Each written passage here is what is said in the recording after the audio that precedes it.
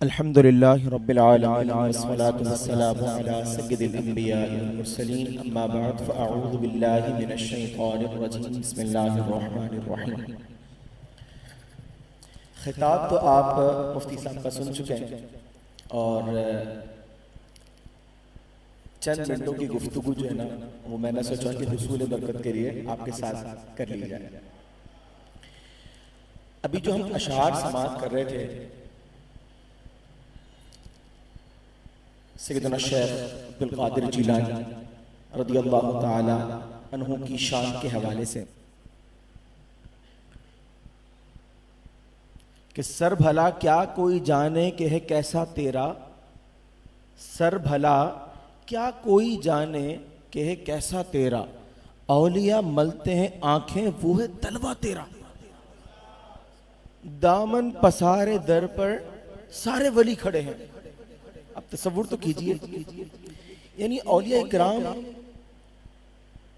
جن کو وسیلہ بنا رہے ہیں، حسنی بھی اور حسینی بھی سید ہیں، اللہ تبارک و تعالیٰ نے مادرزاد ولی بنایا ہے، ٹھیک ہے، اور مقام اور مرتبہ وہ کہ شان بیان کرتے کرتے کرتے کرتے کرتے آخر میں قلم رک ہی جاتے ہیں.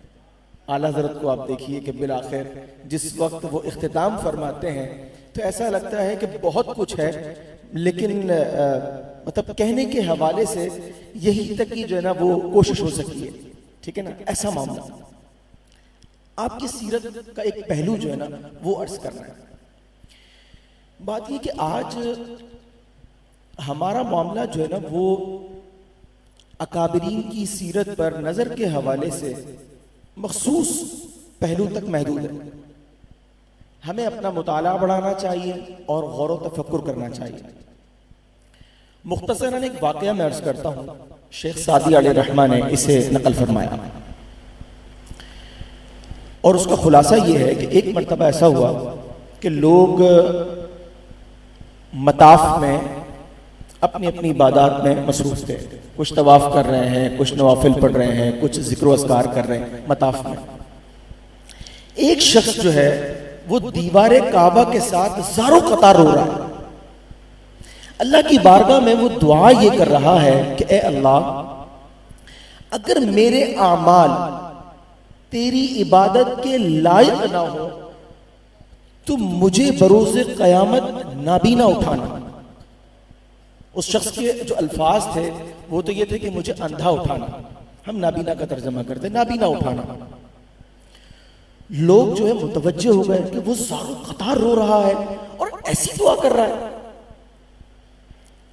لوگوں نے کہا کہ شیخ ہم تو یہ دعا کرتے ہیں کہ اے اللہ میدان معشر میں بروز قیامت عافیت کا معاملہ فرمانا، اور آپ یہ دعا کر رہے ہیں کہ اے اللہ میرے اعمال اگر تیری عبادت کے لائق نہ ہو تو مجھے نابینا اٹھانا. تو اب جو عارفانہ جواب دیا، فرمایا کہ میں اللہ سے یہ دعا کر رہا ہوں کہ اے اللہ میرے اعمال اگر تیری عبادت کے لائق نہ ہو تو مخلوق کے مابین میری آنکھیں نہ ہوں اور وہ جو شرمندگی ہے وہ مجھے دیکھنی نہ پڑے. تو میں یہ دعا کرتا ہوں کہ اے اللہ اگر میرے اعمال تیری عبادت کے لائق نہ ہو تو مجھے نابینا اٹھانا. لوگوں نے کہا کہ شیخ اپنا نام ہی بتا دیجئے، آپ ہیں کون؟ فرمایا کہ میں عبدالقادر جیلانی ہوں. اب یہاں پر غور طلب جو باتیں ہیں وہ تو بہت ساری ہیں، لیکن آج میں اپنے آپ میں جھانکوں، کیا میں نے صرف نسبت پر انحصار تو نہیں کر لیا؟ سوال ہے کیا میں صرف اللہ تعالیٰ کی رحمت پر اس انداز سے بھروسہ تو نہیں کر بیٹھا جو میرے شیخ کی تعلیم کے مطابق نہیں ہے؟ ایسا تو نہیں ہے کہیں میرے ساتھ، کہیں ایسا تو نہیں ہے کہ میں اس چلتی ہوئی روش کے دھاروں میں جو کہ عوامی سطح کے مطابق تو ٹھیک ہے کہ یار سب چلتا ہے، کہیں میں اطمینان قلبی کا بیچا اطمینان قلبی کا شکار تو نہیں ہو گیا؟ شیخ کے اعمال کی جو مقبولیت ہے، اس کا جو مطلب جس انداز سے ان اعمال کو اختیار کیا گیا، جس طرح اراکین اراکین عبادت کو ادا کیا گیا. شیخ اپنی عبادتیں کتنے کمال سے ادا کرتے, عشاء کے وضو سے فجر کی نمازیں ادا کرتے, روزانہ ختم قرآن کا اہتمام فرماتے, اور ایک ہمارے معاملات. تو یہ کیا تعلیم کے مطابق ہے یا اس کے خلاف؟ یہ قابل غور لمحہ. اچھا اب بات یہ کہ چونکہ ہم نے گفتگو مختصر کرنی ہے, خوف خدا اگر یہ کسی کے دل میں ہو یہ بڑا بہترین وصف ہے. اور آپ کو میں ایک بات بتاؤں کہ تمام اوصاف جہاں اپنے آپ کو مکمل کرتے ہیں نا, وہ رسول پاک صلی اللہ علیہ وسلم کی ذات ہے. وصف کی کاملیت اگر کہیں وصف کو ملتی ہے تو وہ وہیں جا کر ملتی ہے اور کہیں نہیں ملتی ہے, ٹھیک ہے. لیکن خوف خدا کا وہ اعلیٰ مرتبہ جو رسول اللہ صلی اللہ علیہ وسلم کے پاس ہے, اس کا تصور بھی نہیں کیا جا سکتا. لیکن اس کے بعد آپ صلی اللہ علیہ وسلم نے جو انداز زندگی اختیار کیا کہ چہرے پر تبسم, اپنے صحابہ کرام علیہم رضوان کے ساتھ گھریلو زندگی انتہائی شاندار, آپ صلی اللہ علیہ وسلم نے جو مدنی سیاست فرمائی انتہائی کمال کی, ٹھیک ہے. یعنی بات یہ ہے کہ یہ ایک علیحدہ معاملہ ہے کہ انسان کے دل کے اندر اللہ کا خوف ہو لیکن اس کے چہرے پر 12 نہ بجے ہوں, چہرہ شاش بشاش, اور آپ یہ سمجھنے کہ دل جو ہے نا وہ یہ سمجھنے کہ اللہ کے خوف سے جو ہے نا وہ سمجھنے لبریز ہو. یعنی یہ چیز ہے. اب بات یہ ہے آج ہمارے ہاں اتنی مصروفیات ہیں, ہم سب اپنے کام دھندوں میں, نوکری کرنے والے افراد جناب نوکری پیشہ اور جو کام کرنے والے افراد ہیں وہ اپنے معاملات پہ مصروف ہیں. خوف خدا کیسے حاصل کیا جائے, تو یہ میں آپ کو چند منٹوں میں مختصر باتیں عرض کرتا ہوں. سب سے بہترین فارمولہ یہ ہے کہ مسجد سے اپنا تعلق جوڑ لیں, اور یہ جوڑ ہی نہ لیں بلکہ مضبوط کر لیں. دیکھیے دلوں کا جو قرار ہے نا وہ اللہ کی یاد میں ہے, اور آپ یہ بتائیے کہ مسجدیں جو ہیں وہ کس کے لیے ہیں؟ ذکر اللہ کے لیے, اللہ کی یاد کے لیے. تو یہ وہ مقام ہے جہاں بتسلسل اللہ کی رحمتیں برستی ہیں. اس مقام سے اپنا تعلق مضبوط کر لیا جائے. میں آپ کو 1-2 مثالیں دے کر اپنی بات مکمل کرتا ہوں. کبھی اگر تھکن ہوتی ہے نا, انسان کیا کہتا ہے, یار گھر میں نماز پڑھ لیتے ہیں.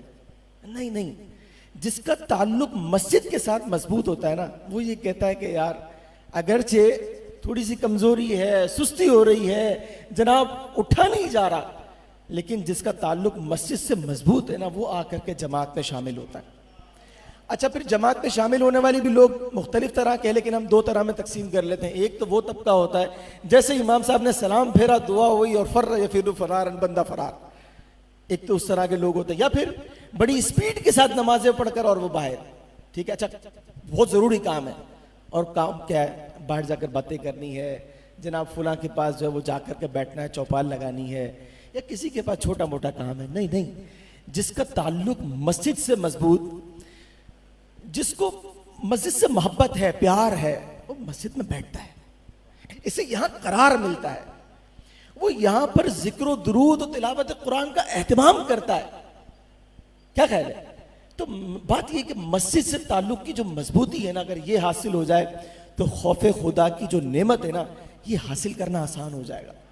ایک بات تو یہ. دوسری بات یہ کہ جس وقت مسجد سے آپ کو پیغام مل رہا ہے, درس مل رہا ہے, اس درس کو تھام لیجئے. جمعہ کا خطبہ ہوتا ہے نا, تو جمعے کا خطبہ شروع ہونے سے پہلے آئیے. جس کا مسجد سے تعلق مضبوط ہوتا ہے نا وہ اپنی تمام تر مصروفیات پر ترجیح دے کر جمعے کے لیے پہلے آتا ہے. وہ یہ کہتا ہے کہ یار کوئی بات رہ نہ جائے, میں مسجد میں پہلے آ جاؤں. فضائل بہت سارے ہیں اس پر, اس کے لیے, لیکن میں بھی اس کو نہیں ذکر کرتا. مسجد سے تعلق کی مضبوطی کے تقاضے ہیں. کیا ہے؟ تقاضے ہیں. ان تقاضوں کی تکمیل جو ہے نا وہ بندہ مومن کو کرنی ہے. اور قرآن پاک کے اندر اس مضمون کو بیان کیا گیا کہ اللہ اور آخرت کے دن پر جو ایمان رکھتے ہیں نا وہ مسجدوں کو آباد کرتے ہیں, وہ مسجدوں کو آباد کرتے ہیں. اور مسجدوں کی آبادی صرف یہ نہیں ہے کہ بندہ نماز پڑھ کر آ رہا ہو پھر فرار ہو جائے, نہیں, بلکہ کبھی ایسا ہو کہ مسجد کے اندر وہ پرسکون لمحات اپنی زندگی کے وہ انسان گزارے. کیا خیال ہے؟ تو پھر اللہ کی رحمت متوجہ ہوتی ہے, بندے کو رب کا قرب حاصل ہوتا ہے. اور آپ یقین جانیے بعض اوقات ایسا ہوتا ہے کہ سکون کے ساتھ آدمی مسجد کے اندر بیٹھ کر اپنے معاملات پر غور کرے, اللہ تبارک و تعالیٰ ان کی منزلیں آسان کر دیتا ہے. ایسے معاملات ایسے منصوبے آ جاتے ہیں دماغ کے اندر، دل کے اندر، کہ بندہ کہتا ہے یا اللہ واہ۔ اچھا اب ایک اور آخری بات سنیے، ہم اپنے بارے میں تو یہ طے کریں کہ مسجد سے تعلق مضبوط کرنا ہے، جناب مسجد کے اندر جو محفل ہو، جو بیان ہو، ہمیں اس میں پہلے شرکت کرنی ہے، لیکن اپنے گھر والوں کو بھی نہیں بھولنا ہے۔ اب کیا کریں، ان کو بھی مسجد میں لے کر آ جائیں؟ نہیں، ایسا نہ کریں، بلکہ یوں کریں کہ جس طرح ہم مسجد میں آ کر ایسی باتیں سن لیتے ہیں جو زندگی کی آخری سانسوں تک ہمیں کام آئے، اگر ہم یاد رکھ لیں، بھلائیں نہیں، ٹھیک ہے نا، ان پر عمل کرنے کی نیت کر لیں تو وہ زندگی کی آخری سانسوں تک ہمیں کام آ سکتی ہیں۔ کیا خیال ہے؟ جیسا ابھی ہم جو باتیں سن رہے ہیں، تو اب گھر والوں کو کیا ہم محروم رکھیں؟ نہیں جناب، بلکہ اپنے گھروں میں محافل کا انعقاد کروائیے، اس کے اندر بیانات رکھوائیے۔ بات یہ ہے کہ گھر والوں کو بھی کچھ ایسا ملنا چاہیے کہ ان کا تعلق بھی اللہ سے مضبوط ہو جائے، رسول اللہ سے مضبوط ہو جائے، اکابرین امت اولیاء سے مضبوط ہو جائے۔ کیا خیال ہے؟ تو پھر اپنے گھروں کے اندر بھی رحمتوں اور برکتوں کے حصول کے لیے اور قرآن و سنت کو سیکھنے اور عمل کرنے کے لیے محافل کا انعقاد کرائیے، تاکہ یہ جو روشنیاں ہیں نا، یہ جو نورانیت ہے، یہ جو برکتیں ہیں، یہ جو رحمتیں ہیں، زندگی گزارنے کے جو بہترین اصول ہیں، جہاں ہم سیکھیں وہاں ہمارے بچے بھی سیکھیں، وہاں خواتین بھی سیکھیں۔ ورنہ یہ یاد رکھیے، آج اگر ہم اپنے بچوں کو، اپنے گھر والوں کو سوشل میڈیا کے حوالے کر دیں تو یاد رکھیے کل بروز قیامت ہو سکتا ہے کہ ہم قابل گرفت ہو جائیں۔ اور اللہ تبارک و تعالیٰ نے قرآن پاک کے اندر ہمیں اس بات کا حکم ارشاد فرمایا کہ اپنے گھر والوں کو نہ بھولنا، ان کی بھی فکر کرو، ٹھیک ہے نا۔ تو ہم نیت کرتے ہیں انشاءاللہ اب مسجد سے اپنا تعلق ہم مضبوط کریں گے، کہیے انشاءاللہ۔ نماز با جماعت کا اہتمام ہم ضرور کریں گے، کہیے انشاءاللہ۔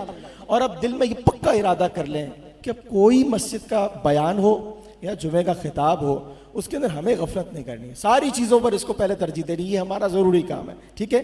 اور جو کچھ علم حاصل ہو، اللہ تعالیٰ سے یہ دعا کرے، یا اللہ اس علم کی روشنی یہ ایسی بنا دے ہمارے لیے کہ یہ مشعل راہ ہو جائے، ہم زندگی اس کے مطابق گزاریں تو انشاءاللہ پھر دنیا میں بھی نور ہی نور اور آخرت کے دن بھی انشاءاللہ بیڑا پار ہوگا۔